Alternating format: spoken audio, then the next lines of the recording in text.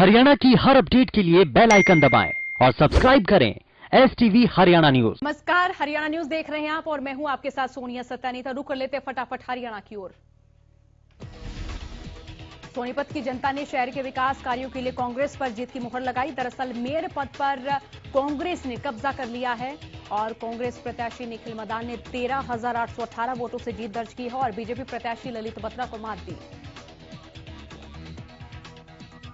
पंचकूला के ward number 2 और ward number 8 में बीजेपी उम्मीदवारों ने जीत का परचम लहराया। वार्ड नंबर 2 से बीजेपी प्रत्याशी सुरेश कुमार वर्मा ने कांग्रेस प्रत्याशी अमन दत्त शर्मा को हराकर जीत दर्ज की, तो वहीं वार्ड नंबर 8 से बीजेपी के हरेंद्र मलिक ने कांग्रेस प्रत्याशी रविकांत स्वामी को 1000 से ज्यादा वोटों के मार्जिन से हराकर जीत हासिल की है। सिरसा नगर परिषद के वार्ड नंबर 29 के उपचुनाव में हरियाणा लोकहित पार्टी समर्थित उम्मीदवार निशा बजाज ने 422 वोटों के अंतर से जीत दर्ज की। निशा ने निर्दलीय उम्मीदवार सुषमा मल्होत्रा को हराया है।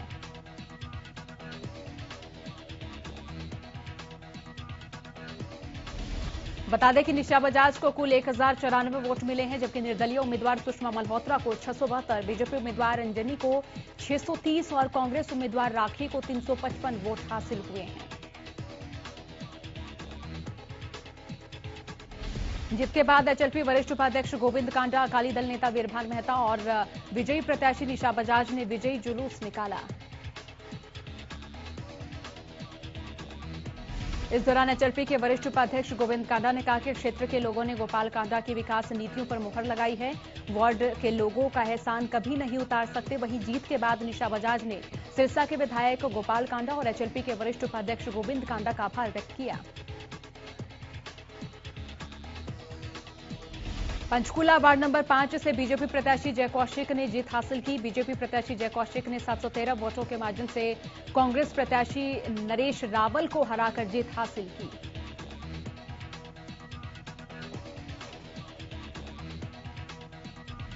इस दौरान उन्होंने कहा कि जीत के लिए जनता का आभार व्यक्त किया और बीजेपी प्रत्याशी जय कौशिक ने कहा कि वार्ड नंबर 5 के लोगों को किसी प्रकार की कोई परेशानी नहीं होगी।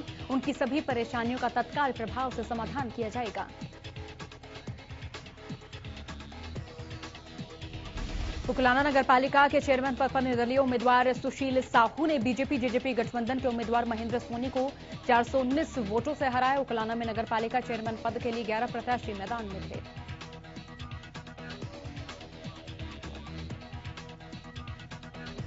तीसरे स्थान पर कपिल नारंग और चौथे स्थान पर कांग्रेस समर्थित राजेश बंसल रहे।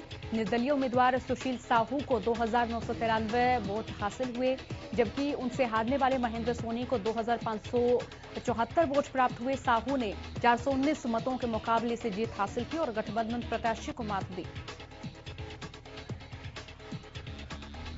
किसान आंदोलन पर सियासत लगातार तेज हो रही है। भिवानी टोल पर किसानों के धरने पर अपना समर्थन देने पहुंचे कांग्रेस के राज्यसभा सांसद दीपेंद्र हुड्डा ने कहा कि ये कानून किसानों की अगली पीढ़ी को खत्म कर देंगे।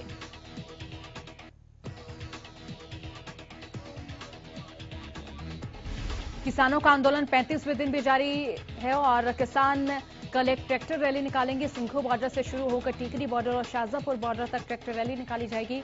यहीं किसान टोल प्लाजा पर भी पहरा रखे हुए हैं।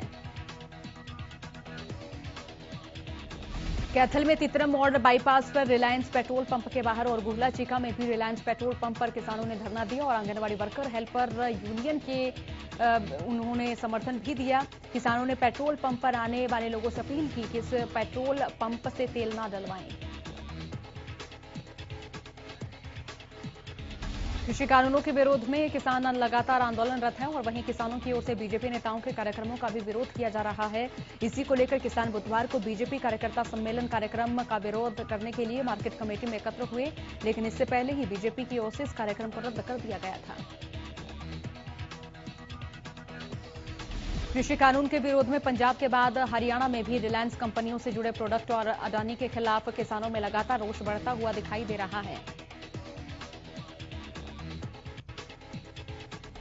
करनाल में भी भाकियू से जुड़े किसानों और सामाजिक संस्था से जुड़े लोगों ने कुंजपुरा रोड पर स्थित रिलायंस शोरूम के बाहर शांतिपूर्ण तरीके से प्रदर्शन किया। हालांकि जिस समय किसान प्रदर्शन करने पहुंचे उस समय शोरूम बंद था। किसानों ने शोरूम के बाहर नारेबाजी करते हुए लोगों से अपील करते हुए कहा कि किसानों के समर्थन में कोई भी रिलायंस और बाबा रामदेव से जुड़े प्रोडक्ट्स की खरीदारी नहीं करे। सभी लोग इनसे जुड़े प्रोडक्ट्स का बहिष्कार करें। पलवल के नेशनल हाईवे 19 पर गांव अटोहा चौक स्थित कृषि बिलों को रद्द करवाने के लिए बैठे किसानों का धरना जारी है। 10वें दिन सहरावत पाल के 12 किसान भूख हड़ताल पर बैठे। किसान नेताओं का कहना है कि मोदी जी कहते हैं कि वो किसानों के फायदे के लिए इन बिलों को लेकर आए हैं, तो उन्हें सबसे पहले इसके लिए किसानों से भी राय लेनी चाहिए थी, क्योंकि देश का किसान आज ये महसूस कर रहा है कि ये कानून किसी भी सूरत में उनके हित में नहीं है।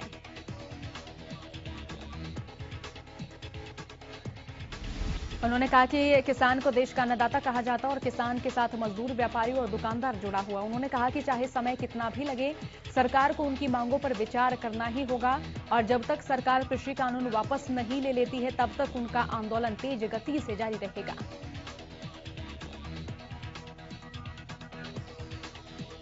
कृषि कानूनों के विरोध में बॉर्डर पर धरने पर बैठे किसानों का सर्व कर्मचारी संघ हरियाणा के कर्मचारियों ने बहिष्कार किया और कृषि कानूनों को रद्द किए जाने की मांग की। भिवानी में सर्व कर्मचारी संघ के कर्मचारियों की ओर से गेट मीटिंग का आयोजन किया गया। मीटिंग में कृषि विरोधी काले कानून, बिजली बिल 2020 रद्द करवाने की मांग को लेकर चल रहे किसानों के धरने का समर्थन किया और आंदोलन के दौरान शहीद हुए किसानों को श्रद्धांजलि दी गई।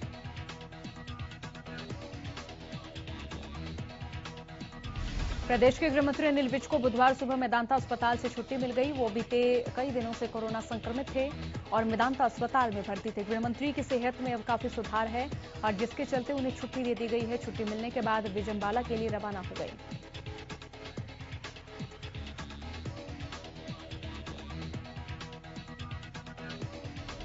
बता दें कि 15 दिसंबर को कोरोना संक्रमित हरियाणा के स्वास्थ्य और गृह मंत्री अनिल विज को पीजीआईएमएस रोहतक से मेदांता रेफर किया गया था।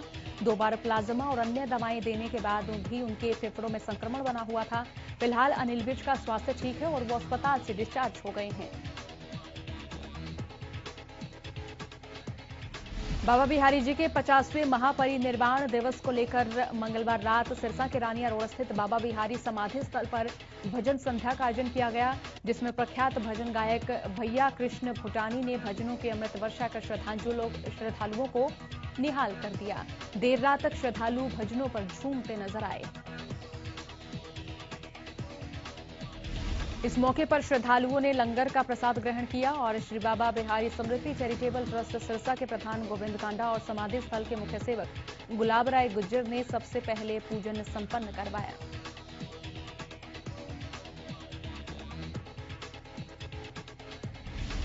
श्री बाबा बिहारी, बाबा शिवराम जी महाराज और श्री बाबा तारा जी का पूजन किया गया। इस मौके पर डॉक्टर सुरेंद्र वर्मा की ओर से पूर्व में लिखित पुस्तक ओ मेरे बाबा बिहारी का विमोचन गोविंद कांडा की ओर से किया गया। चरखी दादरी में सभी गाड़ी डीलरों की एसडीएम डॉक्टर वीरेंद्र सिंह ने मीटिंग ली। इस दौरान सभी डीलरों को प्रदेश लेवल पर 524 अटेंडेंसी फाइल को कम करने के निर्देश दिए गए और कहा कि समय पर वाहनों की फाइलें कार्यालय में जमा कराएं। साथ ही कस्टमर भी फाइलों को डीलर के जरिए एसडीएम कार्यालय में भिजवाएं ताकि अटेंडेंसी कम हो सके। इस दौरान एसडीएम डॉक्टर वीरेंद्र सिंह ने बताया कि प्रदेश स्तर पर दादरी जिले की फाइल अटेंडेंस 524 है। इनको कम करने के लिए सभी जिले के डीलर की मीटिंग बुलाकर निर्देश दिए गए कि फाइलों को समय पर कार्यालय में जमा करवाएं और कस्टमर भी फाइलों को डीलर के माध्यम से भिजवाएं। साइबर सिटी गुरुग्राम में नए साल का जश्न इस बार फीका नजर आ रहा। हर साल गुरुग्राम में बड़े ही धूमधाम से साल का स्वागत किया जाता था। गुरुग्राम के सभी पब और मॉल्स लोगों से खचाखच भरे होते थे, लेकिन इस बार कोरोना के कारण सभी मॉल और पब खाली पड़े हैं। पब संचालकों का कहना है कि इस बार के नए साल से उन्हें कोई खास उम्मीद नहीं है। पब संचालकों का कहना है कि लॉकडाउन ने इस इंडस्ट्री की कमर ही तोड़कर रख दी है। लॉकडाउन में जहां कई महीने पब, बार और रेस्टोरेंट बंद रहे, तो वहीं इन्हें खुलने के बाद भी मात्र 10% लोग ही यहां पहुंच रहे हैं।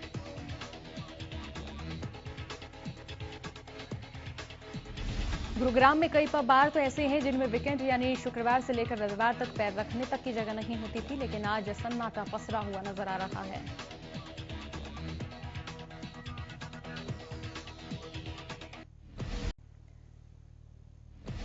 फरीदाबाद में प्राइवेट स्कूल एसोसिएशन ने पहली से 8वीं कक्षा तक के स्कूल खोलने को लेकर सड़कों पर प्रदर्शन किया। इस दौरान प्राइवेट स्कूल एसोसिएशन ने डीसी के माध्यम से मुख्यमंत्री के नाम ज्ञापन सौंपा। प्राइवेट स्कूल एसोसिएशन ने सरकार को चेतावनी दी कि 4 जनवरी तक कोई अगर सरकार ने फैसला नहीं लिया तो प्राइवेट स्कूल एसोसिएशन तमाम 22 जिलों के प्राइवेट स्कूल संचालकों के साथ निर्णय लेकर बड़ा कदम उठाएगा। हांसी में तोशाम चुंगी पर स्थित निजी अस्पताल में उस वक्त हंगामा हुआ जब एक महिला ने मृत बच्चे को जन्म दिया और परिजनों ने अस्पताल प्रशासन पर बच्चे का आधा शव देने का आरोप लगाया। परिजनों का कहना है कि जब महिला ने मृत बच्चे को जन्म दिया था तो बच्चे का शरीर सही सलामत था। परिजन निजी अस्पताल के खिलाफ कार्रवाई की मांग करते हुए बच्चे के अर्धकटे शव को लेकर अस्पताल पहुंचे। परिजनों का आरोप है कि अस्पताल के किसी भी वरिष्ठ अधिकारी ने उनकी बात नहीं सुनी, लेकिन कर्मचारियों ने बताया कि मृतक बच्चे के आधे शरीर को बिल्ली ने खा लिया। अस्पताल कर्मचारियों के बयान से परिजन और भी ज्यादा भड़क गए और अस्पताल में हंगामा किया। मामले को बढ़ता देख पुलिस ने हस्तक्षेप किया और मृत बच्चे के पिता के बयान पर मामला दर्ज किया। रोहतक पुलिस ने 2 अनसुलझे मामलों को सुलझा लिया। इन दोनों ही मामलों में चौंकाने वाले खुलासे हुए। पहला मामला सांपला में 22 दिसंबर का, जहां आपसी रंजिश के चलते 9 साल के बच्चे को मौत के घाट उतार दिया।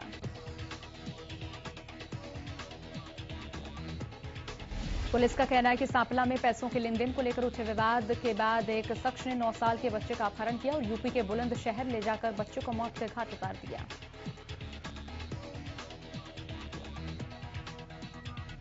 मृतक बच्चे के पिता के बयान के आधार पर पुलिस ने कार्रवाई करते हुए आरोपी को हरिद्वार से गिरफ्तार किया।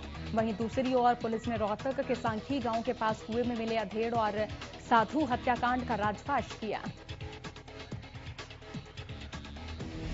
पुलिस के अनुसार अधेड़ की पत्नी ने अपने प्रेमी के साथ मिलकर पति और साधु की हत्या कराई थी। दोनों को शराब पिलाने के बाद उन्हें कुएं में धक्का दिया गया और साथ ही ऊपर से ईंट पत्थर भी बरसाए गए। बहरहाल पुलिस ने मृतक की पत्नी और उसके प्रेमी को गिरफ्तार कर लिया है।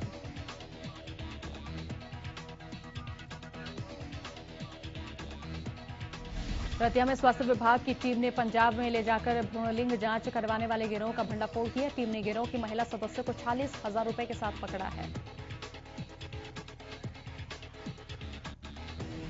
गिरोह ने 1 लाख रुपए में भ्रूणलिंग जांच का सौदा किया था। आरोपी महिला पहले रतिया शहर के एक अस्पताल में काम करती थी और स्वास्थ्य विभाग अधिकारियों की शिकायत पर रतिया पुलिस ने महिला के अलावा उसके पति और अन्य 2 सहयोगी के खिलाफ मामला दर्ज किया है।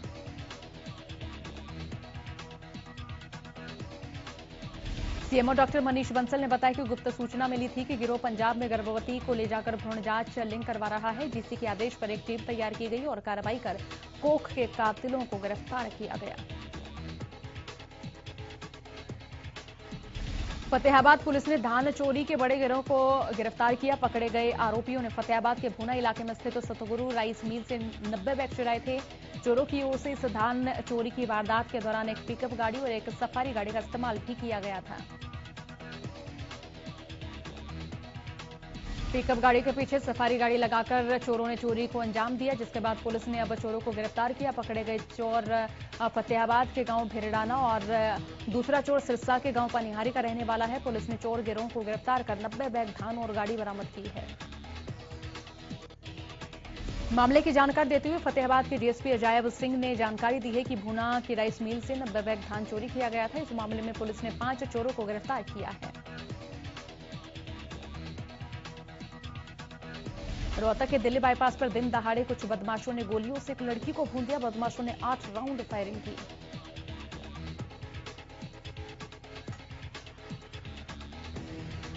बदमाश वारदात को अंजाम देकर मौके से फरार हो गए। वहीं इस वारदात के बाद मौके पर भारी पुलिस बल भी तैनात है।